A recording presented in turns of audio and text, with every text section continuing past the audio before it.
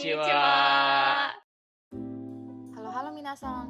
Jadi, siapa yang tahu seorang novelim pengajar Jepang yang dikenal karena gayanya yang unik dengan tema-tema introspeksinya di dalam bukunya?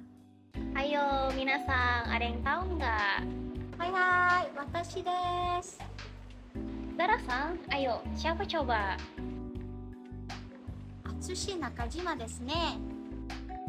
Kok lu tahu sih? Iya dong, Atsushi Nakajima yaitu seorang penulis dengan 20 karyanya, termasuk karya yang belum selesai, yang biasanya terinspirasi oleh cerita Tiongkok klasik dan pengalaman hidupnya sendiri.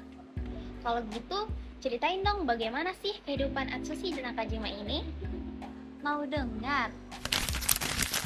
Jadi, Atsushi Nakajima lahir di Yotsuya, Tokyo pada tanggal 5 Mei 1909 dalam keluarga cendekiawan Konfusianisme.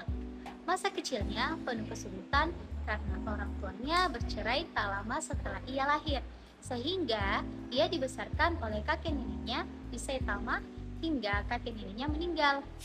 Setelah itu, ia kembali hidup bersama ayahnya yang bekerja sebagai guru dan sering berpindah tempat, termasuk ke Seoul pada 1918 dan Manchuria pada 1920.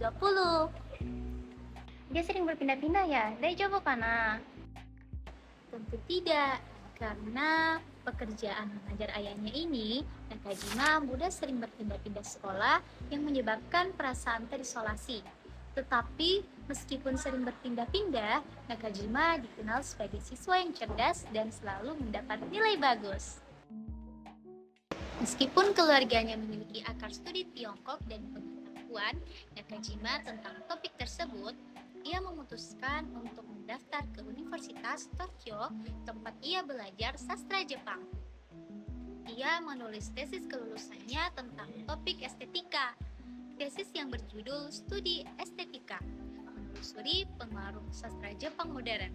Setelah lulus, ia menikahi Takahashi Moto. Pasangan itu memiliki 3 orang anak, Takeshi, Masako, tetapi Masako meninggal 3 hari setelah lahir. Dan ada juga yang namanya Kaku. Wah, sedih banget ya kisah hidup Atsushi Nakajima. Meskipun dia tidak memiliki masa kecil yang indah dan sering kesiksa, dia tetap berjuang hidup sebagai anak tunggal. Iya. Tapi aku dengar karya sastra Nakajima itu dimulai sejak dini ya? Kalau itu, aku tahu. Nih, dengarin ya teman-teman. Jadi, setelah lulus dari sekolah di Seoul, Atsushi Nakajima melanjutkan studi di program sastra sekolah tinggi pertama Tokyo, tempat ia memulai menulis dan menerbitkan karya di majalah sastra sekolah sejak 1927. Pada 1929, ia menjadi staf redaksi dan mulai menonjol dengan gaya khas yang menampilkan latar eksotis seperti Tiongkok dan Korea, serta tema keraguan diri, makna hidup, isolasi, dan takdir. Meski berbakat, ia jarang menerbitkan karyanya di luar sekolah karena merasa kurang percaya diri terhadap standar sastra yang tinggi.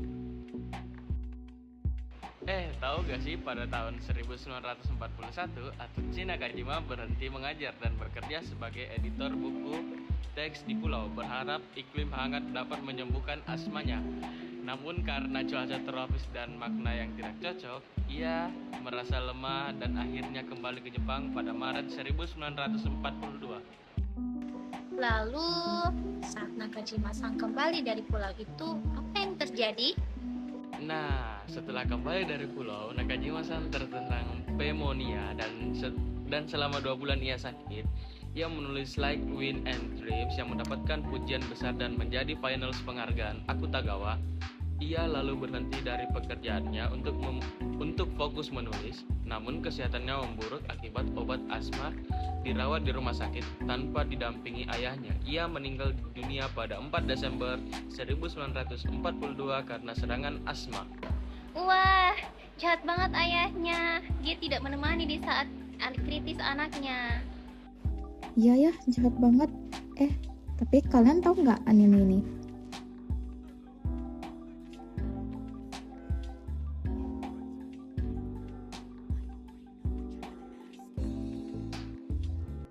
karakter yang berambut warna putih ini bernama Atsushi Nakajima. Ternyata karakter Atsushi Nakajima adalah karakter yang diadaptasikan dari Nakajima-san itu sendiri. Karakter Atsushi Nakajima di Bungo Stray Dogs terinspirasi dari penulis asli dengan nama yang sama. Kekuatannya yaitu Beats the Beat the Moonlight diambil dari karya penulisnya yaitu Sangetsuki tentang manusia yang berubah jadi harimau. Jadi, karakter anime ini adalah versi fisik dari penulis aslinya. Bagaimana? Apakah kalian sudah mengenal siapa itu Atsushi Nakajima? Semoga dari video ini kalian semua dapat memahami apa yang kami sampaikan. Kami dari kelompok 9 pamit undur diri. せーの。最後まで聞いてくれてありがとうございました。じゃあねー。See you